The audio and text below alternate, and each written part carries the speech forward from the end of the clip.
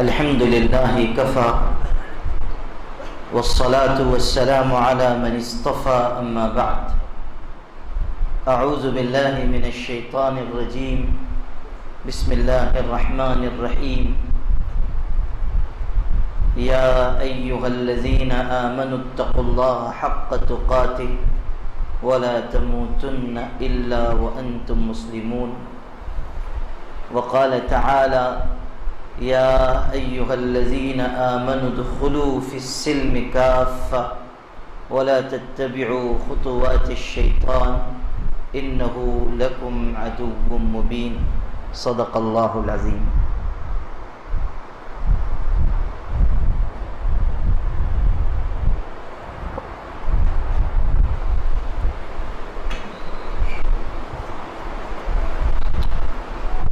ہم سب کے لیے لائق عزت و احترام عظیم عالم ربانی حضرت مولانا محمد ولی صاحب رحمانی دامت برکاتہم، جنرل سیکریٹری آل انڈیا مسلم پرسنل لا بورڈ، معزز علماء کرام، قابل احترام بھائیوں اور بڑی تعداد میں پردے میں بیٹھی ہوئی ماں اور بہنوں،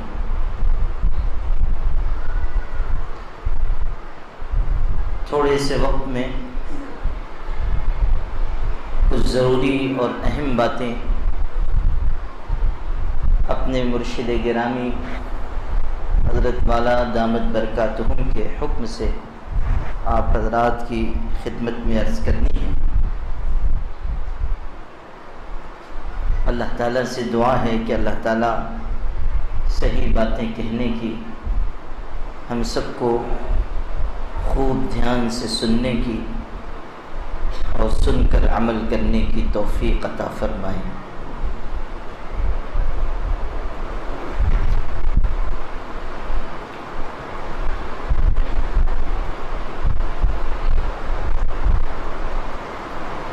اس ملک کے مسلمان مختلف دور میں مختلف حالات سے، دشواریوں سے، پریشانیوں سے گزرے ہیں۔ حالات ہمارے لیے کوئی نئی چیز نہیں ہے، اور اس وقت ملک کے حالات چاہے جتنے بھی تشویشناک ہوں، لیکن یہ حقیقت نہیں بھلائی جا سکتی، اور ہمیں اس حقیقت کو نہیں بھلانا چاہیے کہ اس سے بھی زیادہ سخت اور مشکل حالات سے اس ملک میں مسلمان گزر چکے ہیں۔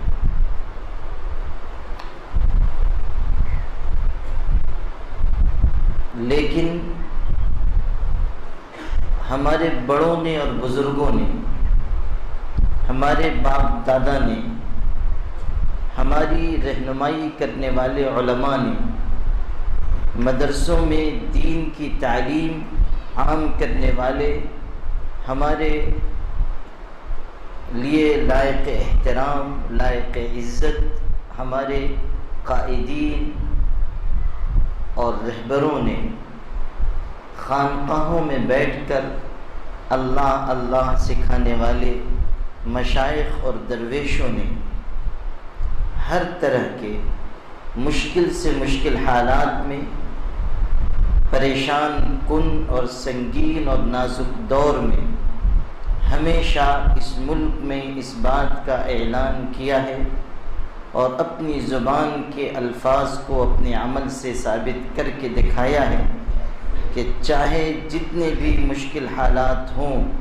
ہمارا یہ فیصلہ ہے کہ ہمیں اس ملک میں اسلام اور ایمان کے ساتھ زندہ رہنا ہے اور اسلام اور ایمان ہی پر موت پانی ہے۔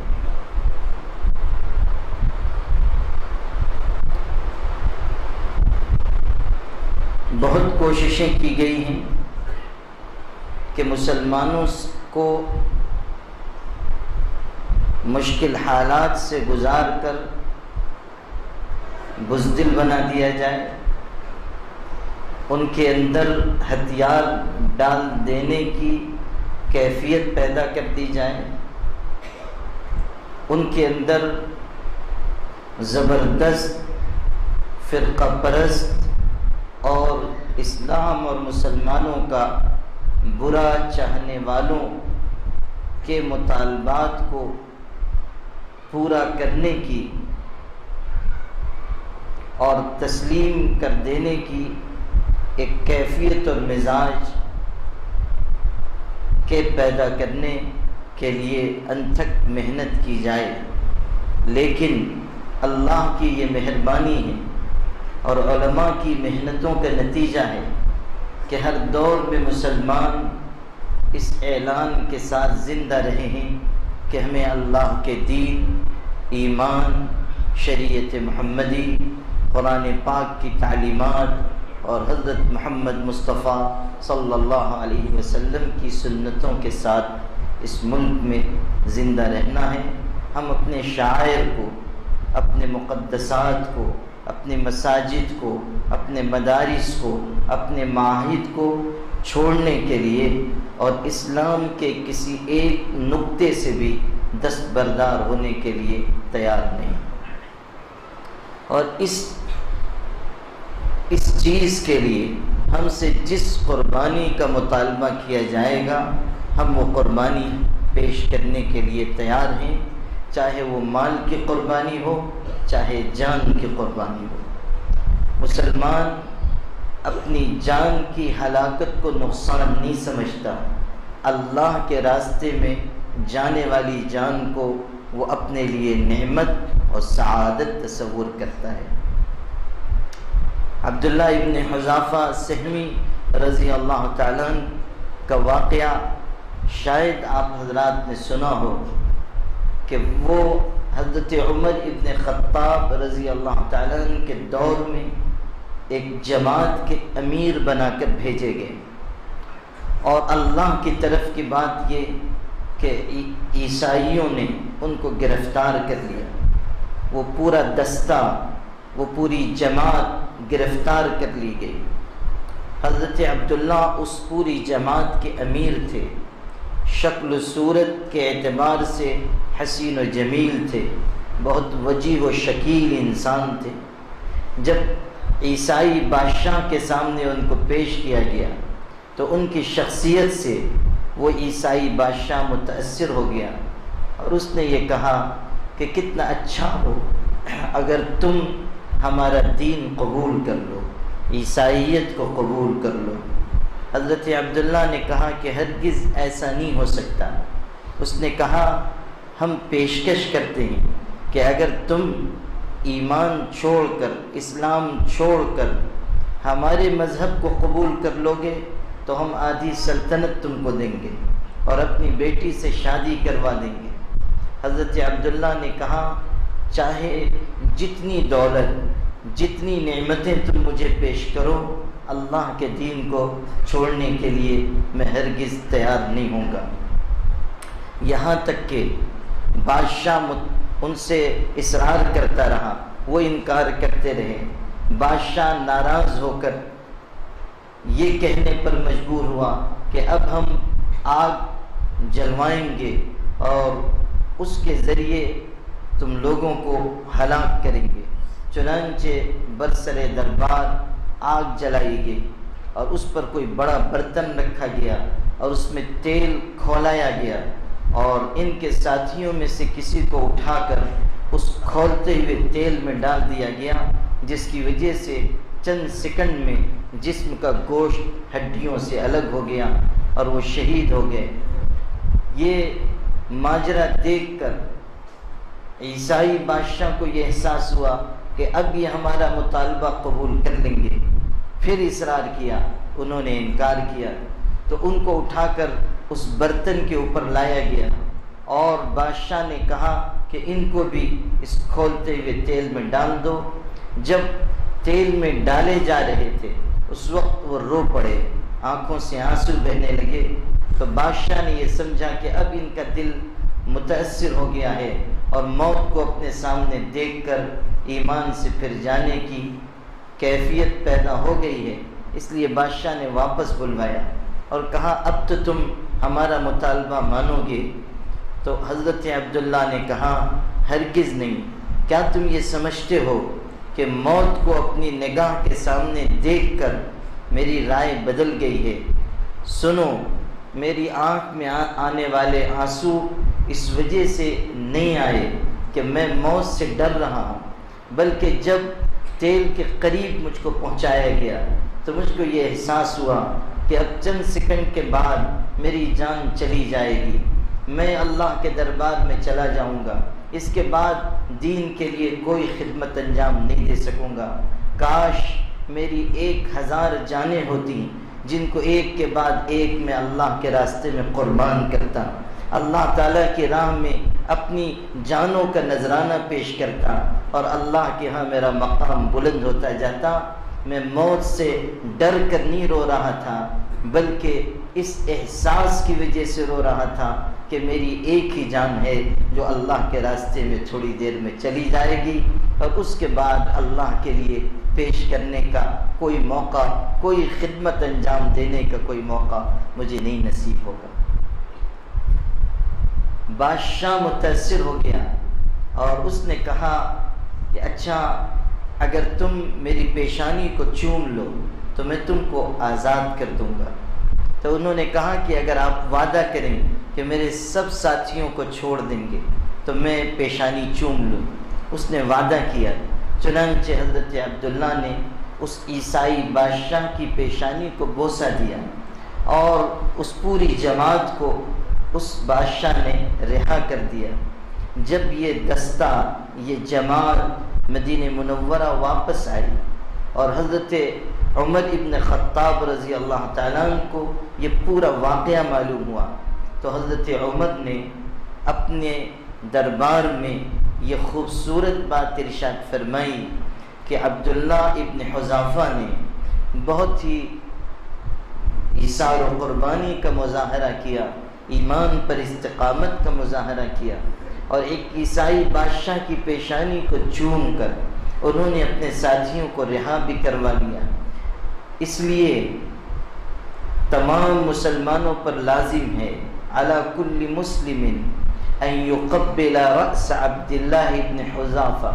وانا ابدأ بذلک۔ ہر مسلمان کے لیے لازم ہے کہ وہ حضرت عبداللہ کی پیشانی کو بوسہ دے، اور اس کی شروعات اور ابتدا میں خود کرتا ہوں۔ چنانچہ حضرت عمر نے ان کی پیشانی کو چوما اور پھر جتنے لوگ وہاں موجود تھے ان سب نے حضرت عبداللہ کی پیشانی کو بوسہ دیا۔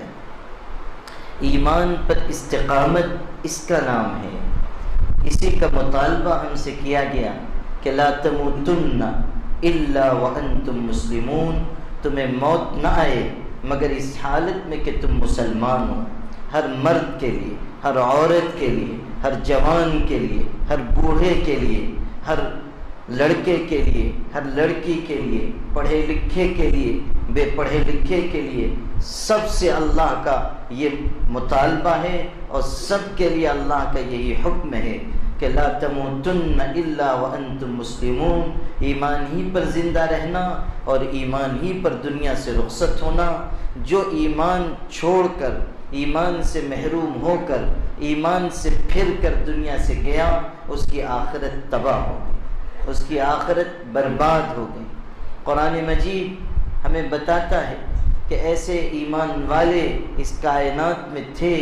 جنہوں نے آخری سانس تک ایمان کے اوپر جمنے کی ایک مثال قائم کی۔ آپ نے ایک مثال سنی ایک مرد کی، قرآن مجید کی آیتوں کے ذریعے مثال سنیے ایک خاتون کی۔ قرآن مجید بیان کرتا ہے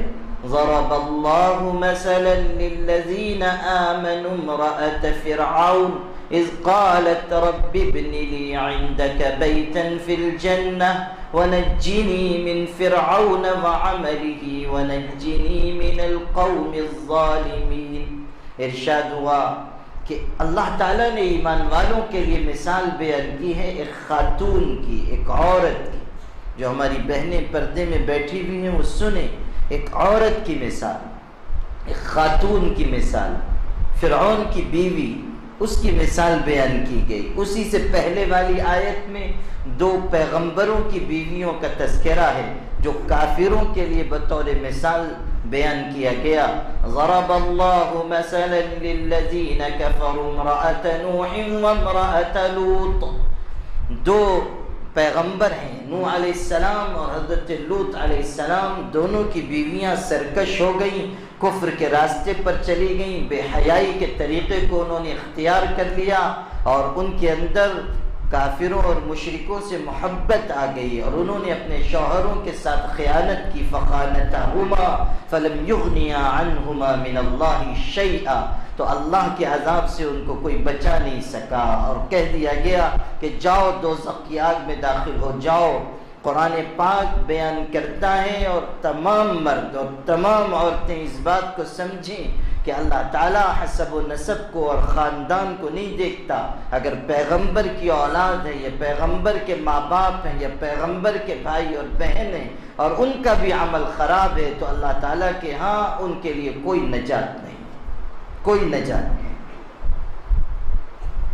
ہمارے آقا صلی اللہ علیہ وسلم نے اپنی سب سے چہیتی بیٹی حضرت فاطمہ جو آپ کی جگر کا ٹکڑا ہے، جن کے بارے میں آپ نے فرمایا کہ میری بیٹی جنتی عورتوں کی سردار ہے، جن کے فضائل حدیث کی کتابوں میں آپ پڑھیے. ان کو ایک موقع پر بلا کر آقا علیہ السلام نے فرمایا اعملی یا فاطمہ لن اغنی عنک من اللہ شیئا. فاطمہ عمل کرنا، کہیں ایسا نہ ہو کہ اس بھروسے پر بیٹھ جاؤ کہ پیغمبر کی بیٹی ہوں. عمل کرنا، قیامت کے دن میں تم کو اللہ کے عذاب سے بچا نہیں پاؤں گا. لن اغنی عنک من اللہ شیئا. آپ نے اپنے خاندان آل ہاشم کو بلایا اور ارشاد فرمایا کہ آل ہاشم میرے خاندان کے لوگوں، کہیں ایسا نہ ہو کہ قیامت کے دن دوسرے لوگ اعمال لے کر آئیں اور تم حسب نسب لے کر آؤ کہ ہم پیغمبر کی نسل سے ہیں، خاندان سے. ایسا نہ ہو. اللہ حسب نسب کو نہیں دیکھتا، اللہ عمل کو دیکھتا ہے. اللہ تعالیٰ انسان کے کردار کو دیکھتا ہے. تو پیغمبروں کی بیویاں ہیں مگر گمراہ ہو گئی تو کافروں کے لیے ان کی مثال بیان کی گئی. اور فرعون جیسے ظالم، کافر، سرکش انسان کی بیوی ہے لیکن اس نے ایمان کا راستہ اختیار کیا تو ان کی مثال اہل ایمان کے لیے بیان کی گئی. فرعون کی بیوی حضرت آسیہ نے ایمان قبول کیا. ایک خادمہ تھی، ان کی کنگھی چوٹی کرتی تھیں، بال سنوارتی تھی، انہوں نے پہلے ایمان قبول کیا. ان کے ذریعے سے انہوں نے ایمان قبول کیا. جب فرعون کو معلوم ہوا تو غصے میں سرخ ہو گیا اور اس نے اس خادمہ کو بلایا اور اپنی بیوی کو بھی بلایا اور کہا کہ کیا تم دونوں مجھ کو خدا نہیں مانتی ہو؟ تو ایمان کی طاقت دیکھیے، ایمان کی قوت دیکھیے. اللہ تعالیٰ کی ایک بندی ہے، معمولی نوکرانی ہے، خادمہ ہے، بال سنوارنے والی عورت ہے. فرعون جیسے زبردست بادشاہ کے سامنے ہے، سب سے بڑی سپر پاور طاقت اس کے حکمراں کے سامنے ہے، اور وہ فرعون جو سزا دینے میں مشہور ہے اس کے سامنے کھڑی ہوئی ہے اور وہ ڈراتا ہے، دھمکاتا ہے. مگر ایمان کی طاقت ایک خادمہ میں یہ قوت پیدا کرتی ہے کہ وہ صاف صاف کہہ دیتی ہے کہ میں ایمان لا چکی اور تم کو خدا نہیں مانتی، میں تو اس پروردگار کو رب مانتی ہوں، اس اللہ کو اپنا معبود مانتی ہوں جو تمام جہانوں کی پرورش کرنے والا اور موسیٰ اور ہارون کا رب ہے. بادشاہ نے کہا کہ اس کی سزا ملے گی. کہا سزا منظور ہے. چھوٹے چھوٹے اس کے 2 بچے تھے، ان دونوں بچوں کو دربار میں آگ جلوا کر فرعون نے یکے بعد دیگرے اس ماں کی آنکھوں کے سامنے آگ کی نظر کر دیا، آگ میں ڈال دیا اور وہ بچے جل گئے، شہید ہو گئے. آپ سوچئے کہ ایک ماں کے لیے کیسا امتحان ہے کہ اس کے جگر کے ٹکڑوں کو اس کی آنکھ کے سامنے آگ کے سپرد کر دیا جائے. مگر ایمان کی طاقت نے اس ماں کو ثابت قدم رکھا، یہاں تک کہ وہ وقت بھی آیا کہ جب اس خاتون کو بھی آگ میں ڈال دیا گیا اور وہ بھی شہید ہو گئی. پھر فرعون نے اپنی بیوی سے کہا کہ جس نے تم کو بہکایا تھا وہ تو اپنے انجام کو پہنچ چکی، اب تمہاری باری ہے، اگر تم بھی نہیں مانو گی تو تم کو بھی ختم کر دیا جائے گا۔ اور حضرت آسیہ نے کہا کہ ایمان سے پھرنا یہ خیال ہی تم اپنے دل سے نکال دو، میں ایمان لا چکی اور اب ایمان سے نہیں پھروں گی۔ چنانچہ حضرت آسیہ کو بھی سخت سزا دی گئی۔ فرعون نے کہا کہ نیزوں سے اور تلواروں سے اور تیروں سے ان کو زخمی کیا جائے۔ برسر دربار ان کو مارا گیا اور جسم سے ان کے خون بہا، اور اس دربار میں جہاں کبھی وہ ملکہ بن کر بیٹھتی تھی ان کو ذلیل کیا گیا، اور پھر کہا گیا کہ اب تو ایمان سے پھر جاؤ۔ اس اللہ کی بندی نے کہا ہرگز نہیں، جان جا سکتی ہے ایمان نہیں جا سکتا، جان جا سکتی ہے ایمان نہیں جا سکتا۔ پھر فرعون نے ان کے چاروں ہاتھوں اور پیروں میں رسیاں بنوا دی اور گھوڑوں کے پیروں سے وہ رسیاں باندھ دی گئیں، اور کہہ دیا گیا کہ گھوڑوں کو چاروں سمت میں چلا دیا جائے تاکہ جسم ٹکڑے ٹکڑے ہو جائے۔ چنانچہ ان کے ہاتھ پیر بنوائے گئے اور گھوڑوں کے پیر سے رسی باندھ دی گئی۔ شاید وہی وقت تھا جب انہوں نے یہ دعا مانگی تھی جو قرآن نقل کرتا ہے،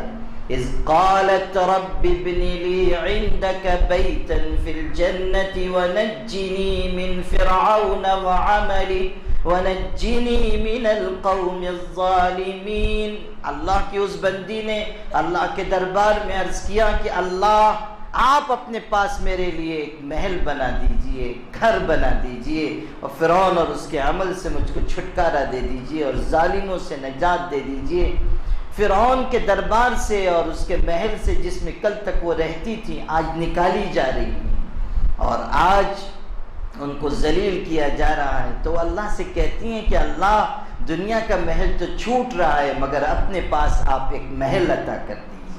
رب ابن لی عندک بیتا فی الجنہ۔ معراج کے واقعات میں حضور اکرم صلی اللہ علیہ وسلم جب تشریف لے جا رہے تھے معراج کے سفر پر، آپ کا گزر ایک جگہ سے ہوا اور آپ نے بہترین خوشبو محسوس کی جو آپ نے جنت میں بھی محسوس نہیں فرمائی تھی۔ آپ نے حضرت جبریل سے پوچھا یہ کیسی خوشبو ہے، انوکھی، منفرد، نرالی؟ تو حضرت جبریل نے کہا کہ یہ حضرت آسیہ کی قبر سے اٹھنے والی خوشبو ہے۔ اللہ تعالیٰ نے ان کو یہ مقام دیا اور ان کی قربانی کو قرآن میں بیان فرمایا، مثال ذکر کر دی گئی تمام خواتین کے لیے، تمام بہنوں کے لیے، کہ تمہارے لیے نمونہ ہے کہ کس طرح تم کو ایمان پر جمنا ہے۔ ڈرایا جائے، دھمکایا جائے، اولاد پر آزمائش آئے، شوہروں پر آزمائش آئے، چاہے گھروں کے اوپر آفتیں آ جائیں، حالات خراب کر دیے جائیں، ہر قسم کے سنگین سے سنگین حالات میں بھی مسلمان عورت یہ کہے گی کہ میرا جینا، میرا مرنا اللہ کے دین پر ہے، میری زندگی اللہ کے دین کے لیے وقف ہے، میرا اٹھنا، میرا بیٹھنا، میری نماز، میرا روزہ سب اللہ کے لیے۔ قل ان صلاتی ونسکی ومحیای ومماتی للہ رب العالمین۔ اے پیغمبر کہہ دیجئے میری نماز، میری قربانی، میرا جینا، میرا مرنا سب اللہ کے لیے ہے جو جہانوں کی پرورش کرنے والا ہے اور اس کا کوئی شریک نہیں۔ یہ کیفیت ہر مسلمان مرد و عورت میں پیدا ہو۔ آج کے حالات کے یہ تقاضا ہے کہ ہم اپنے بچوں کو، اپنی اولاد کو یہ سمجھائیں کہ آنے والے دن چاہے جتنے بھی خوفناک ہوں، تم اپنے باپ دادا کی روش پر قائم رہتے ہوئے حکومتوں سے، طاقتوں سے، فرقہ پرست عناصر سے، ظلم کرنے والوں سے، خون کے پیاسے انسانوں سے، درندوں سے صاف صاف کہنا کہ تم زیادہ سے زیادہ یہ کر سکتے ہو کہ ہماری جان لے لو، لیکن ہم مریں گے اور ہمارے جسم سے خون بہے گا تو ہر خون کے قطرے سے یہی صدا آئے گی کہ لا الہ الا اللہ محمد الرسول اللہ، اللہ کے علاوہ کوئی عبادت کے لائق نہیں ہے اور محمد صلی اللہ علیہ وسلم اللہ کے رسول ہے۔ یہ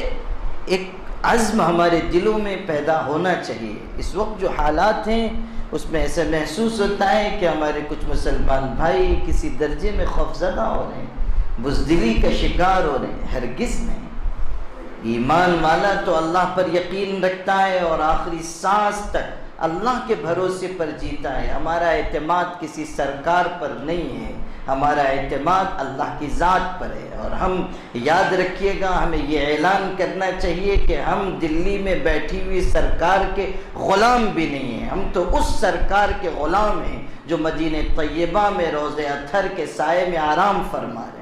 ہم ان کے غلام ہیں، ان کے طریقے پر چلنے والے ہیں اور انہی کے نام لیوا ہیں، انہی کے راستے پر زندہ رہیں گے اور انہی کے راستے پر مریں گے اور اللہ کی ذات سے امید رکھیں گے کہ قیامت کے دن انہی کی چادر شفاعت میں لپٹ کر جنت میں جائیں گے انشاءاللہ الرحمن۔ یہ ہمارا اللہ کی ذات سے ہماری امید ہونی چاہیے۔ تو تمام مسلمان بھائی بہنیں اس کا خیال رکھیں، ایمان کی حفاظت کی فکر کریں۔ بہت ہی نازک وقت ہے، ایمان دلوں سے چھینا جا رہا ہے اور ارتداد کی لہریں چل پڑی ہیں۔ میں آپ سے کیسے عرض کروں کہ کتنے بڑے پیمانے پر لوگ ایمان سے محروم ہو رہے ہیں۔ اللہ کے احکامات کے سلسلے میں شک پیدا ہو رہا ہے، لوگوں کے دلوں میں اللہ تعالیٰ کے احکامات کے بارے میں شبہات ہیں اور اللہ تعالیٰ کے قوانین کے بارے میں ظالمانہ قانون ہونے کے احساسات پیدا کیے جا رہے ہیں، پروپیگنڈا ہو رہا ہے اور اس سے مسلمان متاثر ہو رہے ہیں۔ بڑے پیمانے پر یہ حالات سننے کو مل رہے ہیں، یہ واقعات کانوں تک پہنچ رہے ہیں کہ مسلمان اور خاص طریقے پر پڑھے لکھے مسلمان قوانین اسلامی کے بارے میں، شریعت اسلامی کے احکامات کے بارے میں شک اور شبہ کا شکار ہو رہے ہیں۔ اور ہماری بہنیں بھی، اللہ معاف کرے کہ کتنی بہنیں ہماری ہیں جن کے بارے میں یہ سننے کو مل رہا ہے کہ وہ طلاق کے سلسلے میں برملا یہ کہہ رہی ہیں کہ طلاق ظالمانہ قانون ہے، حلالہ ظالمانہ قانون ہے، اور مختلف اسلامی قوانین کے بارے میں جو شک اور شبہ ذہنوں میں پیدا ہو رہا ہے وہ بہت تیزی سے ہمیں فکری ارتداد کی طرف لے جا رہا ہے۔ مرتد ہونا صرف یہ نہیں ہے کہ ایک انسان اسلام کو چھوڑ کر کوئی اور مذہب قبول کر لے۔ ہمارے بڑے بڑے علماء نے، اکابر نے، حکیم الامت حضرت تھانوی رحمۃ اللہ علیہ جیسے باریک نظر رکھنے والے عالم دین نے یہ بات لکھی ہے کہ اگر اسلامی شریعت کے قوانین میں سے کسی ایک قانون کے بارے میں بھی کسی مسلمان کے دل میں یہ احساس ہو کہ یہ ظالمانہ قانون ہے تو وہ مرتد ہے، اسلام سے اس کا تعلق نہیں۔ اللہ کے قانون کے بارے میں یہ کیسے سوچا جا سکتا ہے کہ اس میں ظلم کا کوئی حصہ ہے؟ اللہ تعالیٰ سب سے زیادہ انصاف کرنے والا ہے اور اس کے قوانین میں سب سے زیادہ عدل ہے، سب سے زیادہ انصاف ہے۔ اللہ سے بڑھ کر منصف کون ہوگا؟ اور اللہ کے اتارے ہوئے نظام سے بڑھ کر خوبصورت نظام کس کا ہوگا؟ اللہ تعالیٰ کی شریعت کے احکامات سے زیادہ اعتدال، اس سے زیادہ توازن کس نظام میں، کن احکامات میں ہو سکتا ہے؟ پوری دنیا کے تمام عزم، تمام نظریات، تمام فلسفے، تمام مذاہب، تمام تہذیبیں، تمام ثقافتیں، ہر قسم کے مفکرین کی فکریں، وہ سب اگر ایک پلڑے میں رکھ دیے جائیں اور دوسرے پلڑے میں اسلام کا عادلانہ، منصفانہ، خوبصورت، متوازن، معتدل نظام رکھا جائے تو مسجد میں بیٹھ کر اللہ کی ذات عالی کی قسم کھا کر کہتا ہوں کہ وہ سارے فلسفے اور سارے نظریات اور سارے مذاہب کی تعلیمات اور ساری ثقافتیں ہوا ہو جائیں گی، اسلام کے نظام کے سامنے کوئی نظام نہیں چل سکے گا۔ سب سے خوبصورت نظام اسلام کا دیا ہوا نظام ہے اور اللہ سب سے بڑھ کر منصفانہ احکامات اتارنے والا ہے۔ لیکن یہ ایک دشواری مسلمانوں کے ساتھ چل پڑی ہے کہ اسلامی قانون کے بارے میں لوگ شبے کا شکار ہو رہے ہیں، اور یہ ایک زبردست منظم کوشش کا حصہ ہے جس کے نتائج اب دیکھنے کو مل رہے ہیں۔ اسی طرح عملاً بھی لوگ مرتد ہو رہے ہیں۔ کتنی ہماری مسلمان بچیاں ہیں، لڑکیاں ہیں، بے حیائی کے راستے سے ارتداد تک پہنچ گئیں۔ ہمارے حضرت دامت برکاتہم یہاں تشریف فرما ہیں، چند مہینے پہلے ہم لوگ بھوپال گئے تھے، مسلم پرسنل لا بورڈ ہی کا کچھ کام تھا، وہاں کی اصلاح معاشرہ کی خدمت کرنے والی بہنوں نے یہ بتایا کہ ہمارے شہر میں صرف ایک علاقے میں جو کثیر مسلم آبادی والا علاقہ ہے، گزشتہ 1 سال میں ہمارے اس شہر کے ایک کثیر مسلم آبادی والے علاقے سے 100 سے زیادہ مسلمان لڑکیاں اور عورتیں غیر مسلموں کے ساتھ چلی گئیں۔ صرف لڑکیاں نہیں، عورتیں بھی، شوہر والیاں، بچے والیاں، اپنے شوہر کو چھوڑ کر، اپنے بچوں کو چھوڑ کر چلی گئیں، اس سماج کا حصہ بن گئی۔ ابھی 3 دن 4 دن پہلے میں پونا میں تھا، اور وہاں 2 دنوں اسی موضوع پر پروگرام ہوئے، خواص میں بھی، علماء میں بھی، عام لوگوں میں بھی، خواتین میں بھی، ہزاروں کی تعداد میں خواتین کو جمع کیا گیا، اس لیے کہ ہماری ریاست میں سب سے زیادہ اس طرح کے واقعات پونا میں ہو رہے ہیں، اور وہاں ہر مہینے سرکاری ڈاٹا کے مطابق جو ویب سائٹ انہوں نے بنائی ہوئی ہے سرکار نے، اس کے مطابق ہر مہینے 15 سے 20 ایسی درخواستیں پڑ رہی ہیں جن میں کوئی مسلمان لڑکی کسی غیر مسلم سے کورٹ میرج کی درخواست دے رہی ہے۔ اور آپ اس سے بھی زیادہ نازک اور تکلیف دہ بات سنیے کہ جب وہاں کام کرنے والے لوگ ان گھروں تک پہنچے جہاں کی بچیاں اس طرح جا رہی ہیں تاکہ ان کو روکا جائے، یا جو جا چکی ہیں ان کو واپس لایا جائے، تو عجیب عجیب جوابات سننے کو ملے۔ ایک خاندان نے یہ کہا کہ ہم فری مائنڈڈ لوگ ہیں، آزاد خیال لوگ ہیں، ہم کو اس سے کوئی مطلب نہیں آیا کہ ہماری بیٹی کس سے نکاح کر رہی ہے۔ ایک خاندان سے یہ جواب ملا، ماں نے کہا کہ ہماری بیٹی کما کر کھلاتی ہے، اس لیے ہم اس کو روک نہیں سکتے ہیں، روک ٹوک نہیں کر سکتے۔ ایک خاندان سے یہ جواب ملا کہ ہم معاشی اعتبار سے کمزور ہیں اور کوئی ہماری مدد نہیں کرتا، اب اگر وہ چلی گئی ہے اور ادھر سے کچھ پیسے لا کر ہم کو دے رہی ہے تو ہم اس کے لیے آمادہ ہیں، ہم کو اس سے کوئی مطلب نہیں کہ اس کا شوہر مسلمان ہے یا ہندو ہے۔ یہ صورتحال ہے، اور اس کی بھی بہت تفصیل ہے، موقع نہیں ہے کہ میں آپ سے پوری بات عرض کروں۔ دہلی سے بھی واقعات کی خبریں ملی، میں نے اپنے ایک تفصیلی مضمون میں بھی لکھا ہے کہ وہاں منظم طریقے پر جھوپڑ پٹیوں کے علاقے میں، سلم ایریاز میں محنت کی جا رہی ہے، اور لڑکیوں کو سلائی کلاس کے بہانے سے، ہنر سکھانے کے بہانے سے اس راستے پر ڈالا جا رہا ہے۔ نتیجہ یہ ہے کہ وہاں کے جو سرکردہ لوگ ہیں، وہاں کے علماء، قریب میں جمعیت علماء کی بھی میٹنگ ہوئی تھی، ان لوگوں نے جو اعداد و شمار جمع کیے تو پتہ چلا کہ ایسی لڑکیاں تقریباً 500 کی تعداد میں ہیں جو جا چکی ہیں، اور جو جانے والی ہیں ان کا کوئی شمار نہیں ہے۔ اس ریاست میں ویب سائٹ بنی ہوئی ہے جس پر ڈاٹا ڈالا جاتا ہے، پورے ملک میں کہیں ویب سائٹ نہیں ہے، متعین اعداد و شمار دوسری جگہوں پر نہیں ملتے، واقعات دبا دیے جاتے ہیں۔ یہ سب سچائیاں ہیں جن کو ہمیں قبول کرنا ہوگا اور فکر کرنی ہوگی کہ کس طرح ہم اپنی بچیوں کو، اپنی بہنوں کو، اپنی بیٹیوں کو اس ارتداد سے بچا سکیں۔ آپ بھی دھیان رکھیے، آپ نے کالجز میں اپنی بچیوں کو ڈال دیا، کو ایجوکیشن سسٹم میں ڈال دیا، اب آپ مطمئن ہیں کہ وہ پاک صاف رہے گی، باعفت رہے گی، یہ غلط فہمی ہے۔ آپ کو نظر رکھنی ہوگی، اپنی اولاد کے بچانے کی فکر کرنی ہوگی، اور خاص طریقے پر ارتداد سے ان کی حفاظت کے لیے ہم کو بھرپور محنت کرنی ہوگی۔ یہ اس وقت ملک کے حالات کا تقاضا ہے۔ دوسری بہت اہم بات مجھے آپ سے یہ عرض کرنی ہے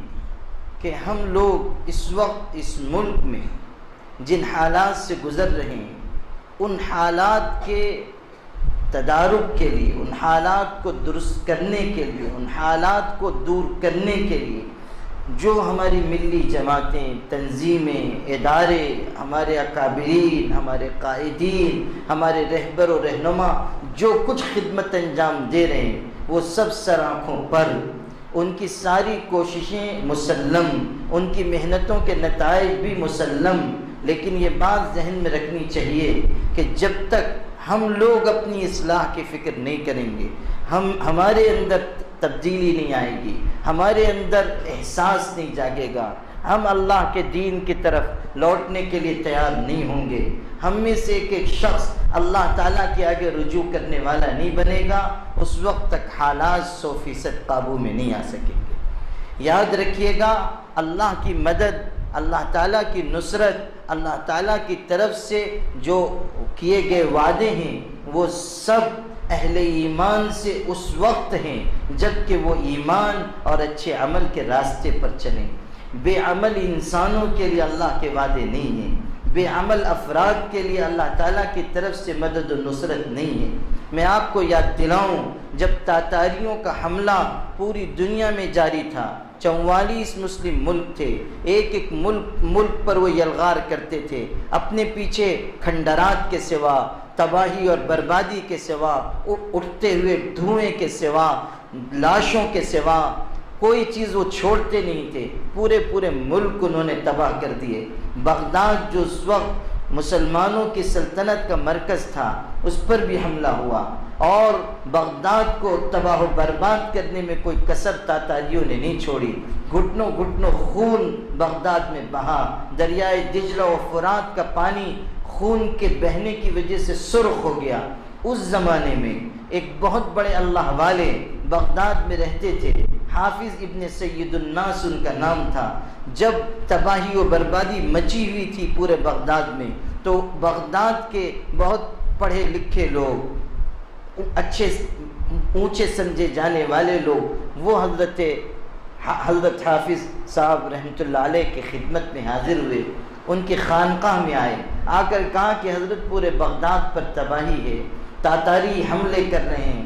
مسلمانوں کو قتل کر رہے ہیں، آپ خانقاہ کے دروازے تک آ جائیں، دیکھ لیں کہ مسلمانوں کا خون بہہ رہا ہے۔ کیا ایسے حالات میں آپ اللہ سے بد دعا نہیں کریں گے کہ ان ظالموں کو ختم کر دیا جائے؟ ان کے بارے میں مشہور تھا کہ وہ اللہ کے مقبول بندے ہیں، ان کی دعا بھی قبول ہوتی ہے، ان کی بد دعا بھی قبول ہوتی ہے۔ لوگوں نے درخواست کی آپ بد دعا کر دیجئے، تو انہوں نے اس وقت ایک بہت ہی چپتا ہوا جملہ کہا تھا، وہ میں آپ کو سنانا چاہتا تھا۔ انہوں نے فرمایا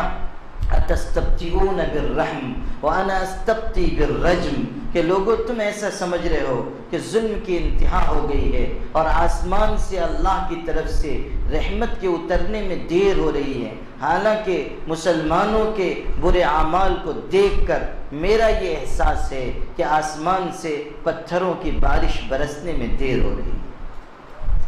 اللہ کی نصرت کا وعدہ اچھے عمل کے ساتھ ہے، برے عمل کے نتیجے میں تو عذاب ہی آئے گا، برے عمل کے نتیجے میں تو سزا دی جائے گی، برے اعمال کے نتیجے میں نصرت کھینچ لی جائے گی، رحمت اٹھا لی جائے گی، اعمال کے سپرد کر دیا جائے گا۔ آج ہم غور کریں کہ ہماری زندگیوں میں کون سے اعمال ہیں اللہ کی رحمت کو دعوت دینے والے یا اللہ کے قہر و عذاب کو بلانے والے۔ ہم سوچیں کہ ہم جو کچھ کر رہے ہیں کیا اس کی وجہ سے اللہ کی برکت متوجہ ہوگی یا اللہ کا عذاب متوجہ ہوگا؟ ہمارے آقا صلی اللہ علیہ وسلم نے فرمایا تھا، یاد رکھنا جب میری امت 15 قسم کے کام کرنے لگ جائے گی، اور آپ نے نام بنام ان کو ذکر فرمایا، جب زکوٰۃ کو بوجھ سمجھا جائے گا، امانت میں خیانت کی جائے گی، جب باپ کی اطاعت کی جائے گی اور دوست باپ کی نافرمانی کی جائے گی اور دوست کی اطاعت کی جائے گی، جب بیوی کا حکم مانا جائے گا اور ماں کا حکم ٹھکرایا جائے گا،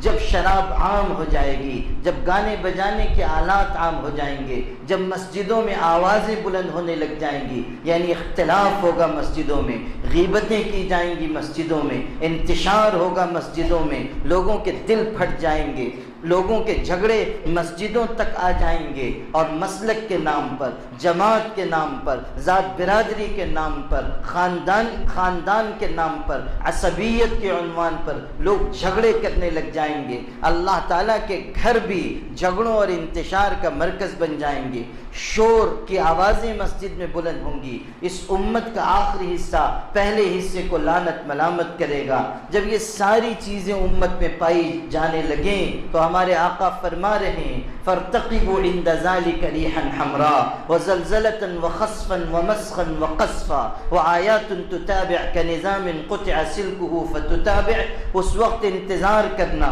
سرخ آندھیوں کا، انتظار کرنا زلزلوں کا، انتظار کرنا زمین میں دھسا دیے جانے کا، انتظار کرنا آسمان سے پتھروں کی بارش کا، انتظار کرنا شکلوں اور صورتوں کے خنزیروں اور بندروں کی شکل میں تبدیل کیے جانے کا۔ اور اس وقت اللہ کا عذاب اس طرح ایک کے بعد ایک اترے گا، جس طرح تسبیح ٹوٹ جاتی ہے تو اس کے دانے پر دانہ گرتا ہے۔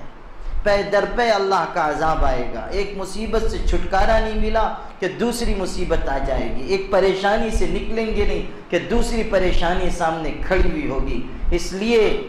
ہمیں احتساب کرنا ہوگا کہ ہم کس راستے پر جا رہے ہیں۔ ہمارے اعمال اللہ کے عذاب کو بلانے والے ہیں یا اللہ کی رحمت کو متوجہ کرنے والے ہیں؟ ہر شخص اپنے ذات پر غور کرے، اپنے اعمال کا جائزہ لے، اپنی تنہائیوں میں بیٹھ کر سوچے کہ وہ کس راستے پر جا رہا ہے۔ دوسرے انسانوں کو مت دیکھیے، دوسرے انسانوں کی طرف نگاہ نہ اٹھائیے، اپنے آپ پر نگاہ ڈالیے، اپنے عیب تلاش کیجیے، اپنی خامیوں کو ڈھونڈیے اور مکمل اسلام پر عمل کا مزاج بنائیے۔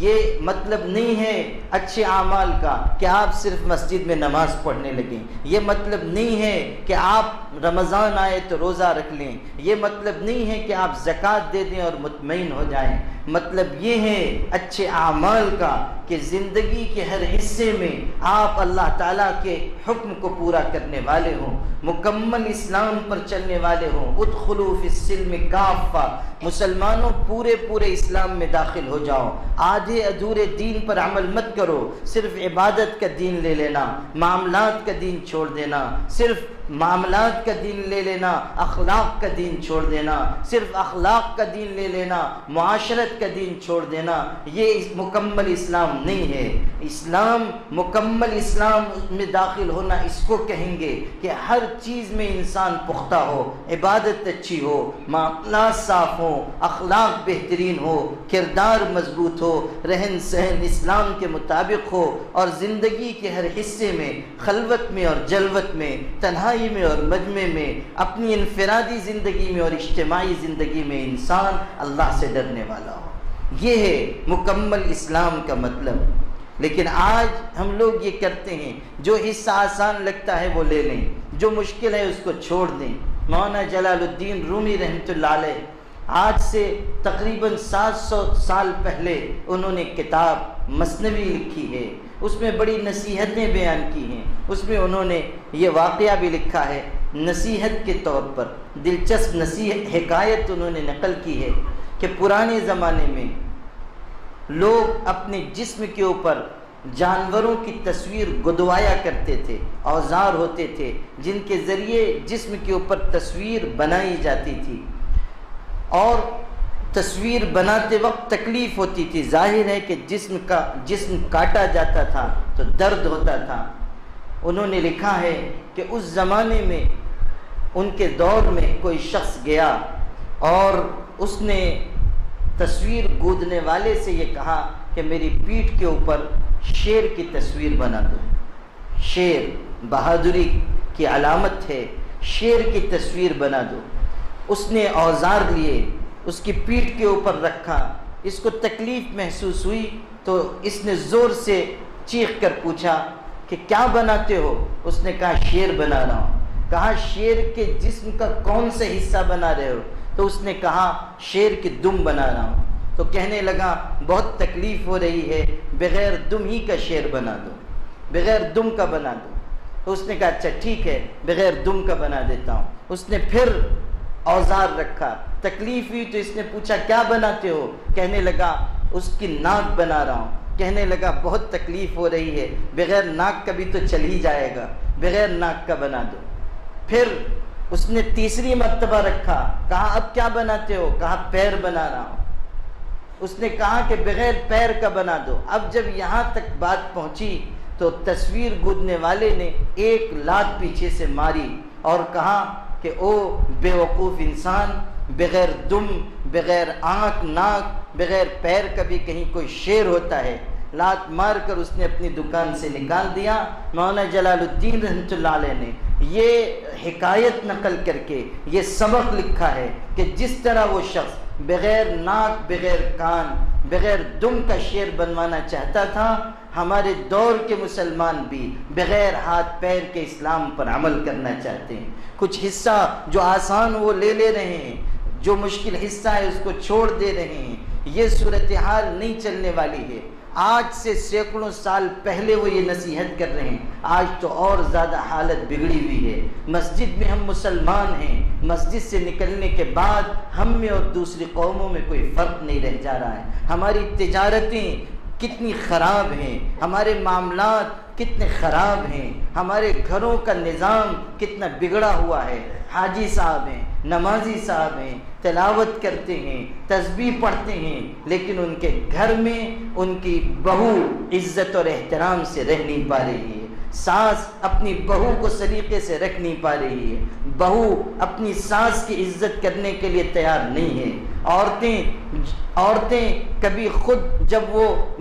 بہویں تھیں، جب وہ خود کسی کے گھر میں بیاہ کر آئی تھیں، اس وقت ان کا یہ رونا تھا کہ ہم پر ظلم ہوتا ہے۔ اب جب وہ خود ساس بن گئی ہیں تب ان کے ماتحت رہنے والوں کا یہ شکوہ ہے کہ ہم پر ان کی طرف سے ظلم ہوتا ہے۔ اور وہ خاتون بہت صاف ستھرے انداز میں یہ کہہ کر گزر جاتی ہے کہ جب میں بہو بنی تو مجھ کو اچھی ساس نہیں ملی، اور جب میں ساس بنی تو مجھ کو اچھی بہو نہیں ملی۔ غلطی ہمیشہ دوسرے ہی میں ہے، اپنی غلطی کی طرف، اپنی کوتاہی کی طرف ہماری نگاہ نہیں ہے۔ ہمارے گھروں میں خاندانی نظام ٹوٹ رہا ہے، ماں باپ اور اولاد کے رشتے کمزور ہو رہے ہیں، ماں باپ کی خدمت کے لیے لوگ تیار نہیں۔ میرے پاس ایک صاحب آئے تھے رمضان گزر کے عید کے کچھ دنوں کے بعد، بوڑھے شخص تھے، غریب شخص تھے، بہت سارے ملنے والوں میں بیچارے وہ بھی تھے۔ دیر تک وہ انتظار کرتے رہے، پھر انہوں نے جب ان کی باری آئی تو انہوں نے مجھ سے کہا میں تنہائی میں کچھ کہنا چاہتا ہوں۔ تنہائی میں نے ان سے گفتگو کی تو کہنے لگے میں پیشے سے حکیم ہوں، مہاراشٹر کے فلاں علاقے کا رہنے والا ہوں، اب بوڑھا ہو چکا ہوں، آپ دیکھ رہے ہیں عمر 70 سال سے زیادہ ہو چکی ہے، اب بیمار رہتا ہوں، دوا علاج کے لیے پیسے پاس میں نہیں ہیں، میرے 3 جوان بیٹے ہیں، میں نے محنت کر کے ان کو پالا پوسا ہے، اچھی ملازمتیں ان کی ہیں، لیکن اب جب میں بوڑھا ہو چکا علاج کے لیے پیسے ان سے مانگتا ہوں تو مجھ کو ڈانٹتے ہیں اور جھڑکتے ہیں، مجھ کو پیسے نہیں دیتے۔ اور رمضان قریب میں گزرا تھا، کہنے لگا وہ بوڑھا شخص کہ اس رمضان میں نے علاج کے لیے پیسے مانگے تو 3 جوان بیٹوں نے مل کر اس بوڑھے شخص کو روزے کی حالت میں مارا ہے، اور میری پیٹھ پر اس کے نشانات موجود ہیں، آپ دیکھ لیجئے، آپ تصور کیجئے کہ یہ ہمارے سماج میں ہو رہا ہے۔ جس سماج میں ایک بوڑھے باپ کو اس کی جوان اولاد اس طرح روزے کی حالت میں مارتی ہو، اس سماج کے اوپر اللہ کی رحمت کیسے اترے گی؟ ہمارا خاندانی نظام تباہ ہو رہا ہے، برباد ہو رہا ہے، ہمارے بچے بچیاں سرکشی کے راستے پر جا رہے ہیں، ان کے اخلاق تباہ ہو رہے ہیں، ان کی راتیں برباد ہو رہی ہیں، ان کی صلاحیتیں برباد ہو رہی ہیں۔ دوسری قومیں محنت کر رہی ہیں، ترقی کر رہی ہیں، آگے بڑھ رہی ہیں، تعلیم کے میدان میں وہ آگے جا رہے ہیں۔ ابھی میں پونے میں تھا، وہاں کے ہمارے شہر کے ایک بڑے پروفیسر ہیں، بہت عرصے سے وہ پڑھاتے ہیں اعظم کیمپس میں، بہت مشہور آدمی ہیں، ان سے ملاقات ہوئی تھوڑی دیر کی، انہوں نے چند باتیں کہی، ان میں سے ایک بات یہ بھی کہی کہ میرا اتنے سال کا طویل تجربہ ہے، بہت زمانے سے میں پڑھا رہا ہوں، میرا یہ تجربہ ہے کہ مجھ سے پڑھنے والے غیر مسلم بچوں میں ایک ہی دھن ہوتی ہے کہ وہ کسی طرح اپنی منزل تک پہنچیں، محنت کر کے اعلیٰ تعلیم حاصل کریں، اور مسلمان نوجوانوں میں طرح طرح کی اخلاقی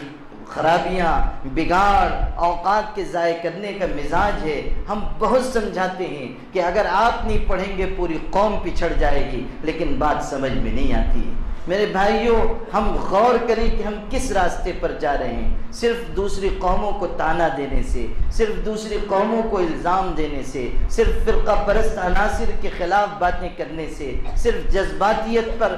لا کر مسلمانوں کو خوش کر دینے سے قوم آگے نہیں بڑھے گی، قوم نہیں ترقی کرے گی۔ کہ کوئی بھی قوم تمناؤں اور امیدوں کے سہارے نہیں جیتی ہے، کوئی بھی قوم حسرتوں اور آرزوؤں کے سہارے آگے نہیں بڑھتی ہے۔ لیس بامانیکم ولا امانی اہل الکتاب، قرآن میں کہا گیا فیصلہ تمہاری امیدوں اور اہل کتاب کی امیدوں کے مطابق نہیں ہوگا، فیصلہ اللہ کی طرف سے ہوگا، اور اللہ کی سنت اور نظام یہ ہے جو محنت کرے گا اللہ اس کو آگے بڑھائے گا، جو اللہ تعالیٰ کے لیے اللہ کے راستے میں کوشش کرے گا، جو دنیا کے میدان میں کوشش کرے گا، جو محنت کرے گا، اللہ اس کو ترقی دے گا۔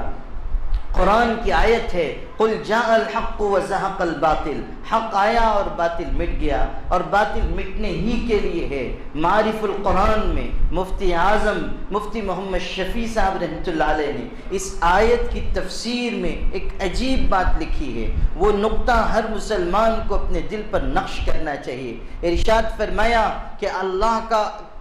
کہ قرآن کی یہ آیت بالکل برحق ہے کہ حق آیا اور باطل مٹ گیا، اور باطل مٹنے ہی کے لیے ہے۔ لیکن آج ہم دنیا میں دیکھ رہے ہیں کہ باطل قومیں ترقی کر رہی ہیں، باطل مذہب کے لوگ آگے بڑھ رہے ہیں، مسلمان پیچھے جا رہے ہیں، مسلمان پست ہو رہے ہیں، مسلمان حوادث کا شکار ہیں، مسلمان تنزل کا شکار ہیں، مسلمانوں پر فلاکت اور ادبار کے بادل چھائے ہوئے ہیں، مسلمان ہر گھڑی آگے بڑھنے کے بجائے پیچھے ہٹ رہے ہیں، اور دوسری قومیں جو باطل پر ہیں، جن کے عقائد صحیح نہیں، جن کے نظریات صحیح نہیں،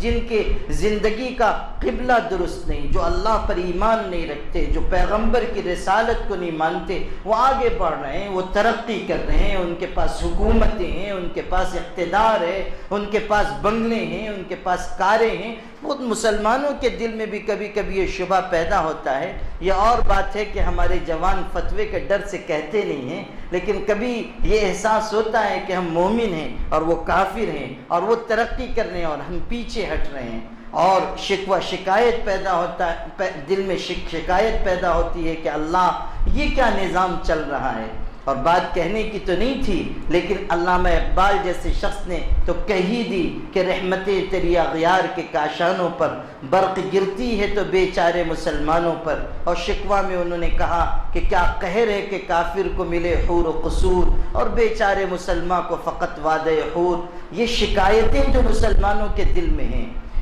قرآن مجید کی اس آیت کے ذریعے اس کو سمجھیے۔ مولانا مفتی شفیع صاحب رحمۃ اللہ علیہ نے لکھا ہے کہ جو باطل قومیں ترقی کر رہی ہیں، جو باطل نظریات آگے بڑھ رہے ہیں، جو باطل مذاہب کے لوگ آگے بڑھ رہے ہیں، ان کو آگے بڑھتا ہوا دیکھ کر یہ مت سمجھنا کہ اللہ کے قرآن کی یہ آیت درست نہیں ہے، بلکہ اللہ تعالیٰ کا نظام یہ ہے کہ اگر دنیا میں کبھی بھی باطل ترقی کرے گا تو حق والوں کی صفات اختیار کر کے ترقی کرے گا، اور جب کبھی دنیا میں دین برحق کے اوپر کوئی تنزل آئے گا، مسلمان جو اللہ تعالیٰ کی طرف سے برحق قوم ہیں ان کے اوپر کوئی مصیبت آئے گی تو اس لیے آئے گی کہ وہ باطل قوموں کی صفات اپنے اندر پیدا کر لیں گے۔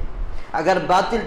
ترقی کر رہا ہے تو وہ حق والوں کی صفات اختیار کر کے ترقی کر رہا ہے، اور اگر ہم پیچھے ہٹ رہے ہیں تو غیروں کی عادتیں، غیروں کے اخلاق، غیروں کے طور طریقے، غیروں کا رہن سہن اختیار کر کے پیچھے ہٹ رہے ہیں۔ اللہ کا قرآن اپنی جگہ سچا ہے کہ حق ہمیشہ غالب رہے گا، باطل ہمیشہ مٹے گا، لیکن اگر حق والے باطل والوں کی صفات اختیار کریں گے نتیجہ دوسرا نکلے گا، اگر باطل والے حق صفات اختیار کریں گے نتیجہ دوسرا نکلے گا۔ یہ حقیقت ہم سب کو دل میں بٹھانی ہوگی کہ ہمارے آپ کے لیے صرف اور صرف کامیابی کا ایک ہی راستہ ہے، وہ ہے اللہ کی طرف رجوع، وہ ہے اچھی عادتوں کو اپنانا، وہ ہے مضبوط کردار بنانا، وہ اللہ تعالیٰ کی طرف، وہ اللہ کے آگے رونا اور گڑ گڑانا، راتوں کو اٹھ کر گرم آنسو بہانا، مسجدوں کی چٹائیوں پر اپنی پیشانی کو جھکانا، اپنے آپس کے اختلافات کو مٹانا، اپنی قیادت پر اعتماد کرنا، اپنی قوم اور اپنی جماعت کے لیے، مسلمانوں کے لیے خرچ کرنے کی عادت اپنانا۔ صرف اپنے لیے جینے کا مزاج دوسری قوموں کا مزاج ہے، پوری کائنات کے لیے جینے کا مزاج یہ مسلمان کا مزاج ہے، یہ مسلمان کا طور طریقہ ہے۔ ہم تو اس چیز پر عمل کرنے والے ہیں کہ حیات لے کے چلو، کائنات لے کے چلو، چلو تو سارے زمانے کو ساتھ لے کے چلو۔ ہمارے لیے حکم یہ ہے کہ ہمارا دل ہر غریب، ہر مسکین، ہر بیوہ، ہر فقیر، چاہے وہ ہمارے مذہب کا ہو چاہے دوسرے مذہب کا ہو، اس کے درد سے اور اس کی محبت سے بھرا ہوا ہو۔ ہمارے دل میں ایک ایک کی خدمت کا جذبہ ہو، ایک ایک کے کام آنے کی عادت ہو، اپنی حق حلال کی کمائی میں سے اللہ کے راستے میں لٹانے کا جذبہ ہو۔ ان صفات کے ساتھ ہم اگر آگے بڑھیں گے تو مستقبل ہمارا ہے، اور اگر ان صفات سے کٹے رہے جیسے اب تک کٹے ہوئے ہیں تو پھر ہمارے لیے مستقبل میں امکانات کم ہیں، خطرات زیادہ ہیں، آنے والا وقت ہمارے لیے کوئی بہتر پیغام لے کر نہیں آئے گا۔ آخری بات اپنے تمام مسلمان بھائیوں اور بہنوں سے، صرف اپنی طرف سے نہیں، اپنے مرشد گرامی حضرت والا دامت برکاتہم کی طرف سے، مسلم پرسنل لاء بورڈ کے ایک ادنا خادم کی حیثیت سے پورے مسلم پرسنل لاء بورڈ کی طرف سے یہ پیغام ہے آپ کے لیے کہ ایک مسلمان کے لیے ہر وقت اس بات کو اپنے پیش نظر رکھنا ضروری ہے کہ وہ اللہ تعالیٰ کے دربار میں جانے والا ہے، اس کو اللہ کے ہاں جا کر اپنی زندگی کا حساب دینا ہے۔ حضور اکرم صلی اللہ علیہ وسلم جو وعظ فرماتے تھے، جو تقریر کرتے تھے، جو نصیحت فرماتے تھے، جو آپ لوگوں کو اعمال کی طرف رغبت دلاتے تھے، جو گناہوں سے بچنے کی تلقین کرتے تھے، احادیث کا پورا ذخیرہ پڑھ جائیے، حضرت کے خطبات اٹھا کر دیکھ لیجئے، ان میں غالب حصہ یہ ہوتا تھا کہ حضرت عام مجمع میں، خاص مجمع میں، رات میں اور دن میں اپنے قریب کے صحابہ کے درمیان اور تمام مسلمانوں کے درمیان بار بار یہ فرمایا کرتے تھے، تم میں سے عقل مند اور کامیاب انسان وہ ہے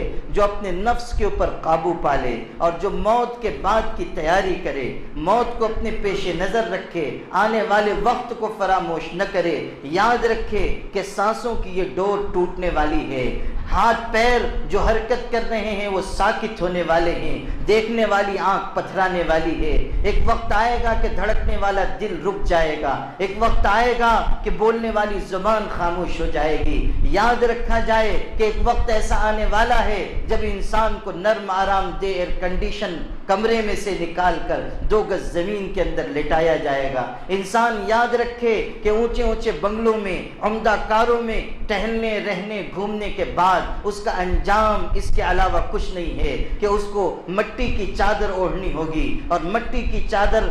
کے اوپر سونا ہوگا اور تنہا انسان ہوگا، نہ اس کی دولت اس کے ساتھ، نہ اس کے ماں باپ اس کے ساتھ، نہ اس کی اولاد اس کے ساتھ، نہ دوست احباب بچانے والے، نہ کائنات میں اس کی شہرت اس کے کام آنے والی، نہ دنیا کی عزت اس کو اللہ کے عذاب سے بچانے والی، صرف اور صرف ایک چیز ساتھ جانے والی ہے، وہ انسان کا اچھا عمل ہے، اور انسان تنے تنہا قبر میں سویا ہوا ہوگا، کوئی دیکھنے والا موجود نہیں ہوگا۔ آغوش لحد میں جب کہ سونا ہوگا، جو خاک نہ تکیا نہ بچھونا ہوگا،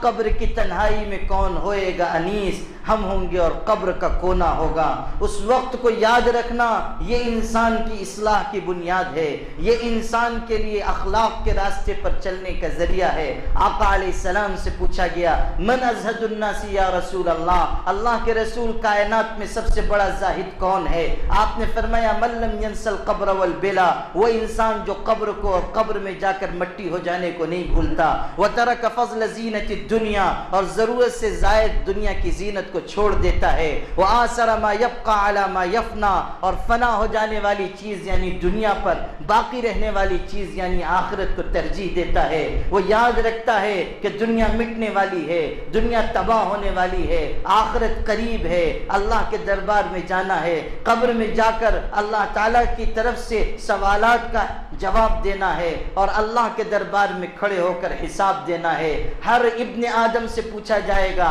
مال کہاں سے کمایا، کہاں خرچ کیا، زندگی کہاں گزار کر آیا، جوانی کہاں بتا کر آیا، علم پر کتنا عمل کیا۔ کوئی آدم کا بیٹا ایسا نہیں ہے، ہمارے آقا فرما رہے ہیں آدم کا کوئی بیٹا ایسا نہیں ہے جس کے پیر اپنی جگہ سے حرکت کر جائیں اس وقت تک جب تک کہ وہ ان 4 سوالوں کا جواب نہ دے لے۔ پوچھا جائے گا زندگی کہاں گزار کر آیا، جوانی کہاں کاٹ کر آیا، مال کہاں سے کمایا، کہاں خرچ کیا اور اپنے علم پر کتنا عمل کیا۔ ان ساری چیزوں کا جواب دینا ہے۔ یوم یقوم الناس لرب العالمین، وہ دن آنا ہے جب پاک پروردگار کے دربار میں کھڑا ہونا ہوگا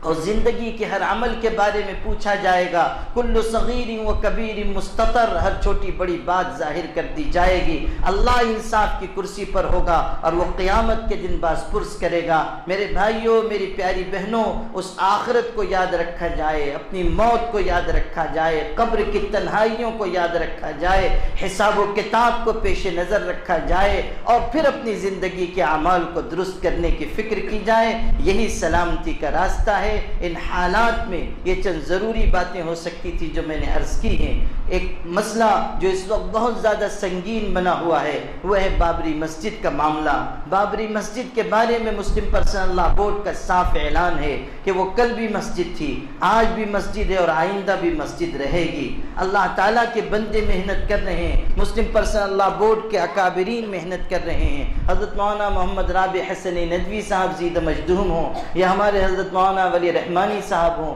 یا دیگر ہمارے بورڈ کے ذمہ دار حضرات ہوں، سب فکر مند ہیں اور کورٹ میں، سپریم کورٹ میں کیس چل رہا ہے، فائنل اسٹیپ پر پہنچ چکا ہے اور اب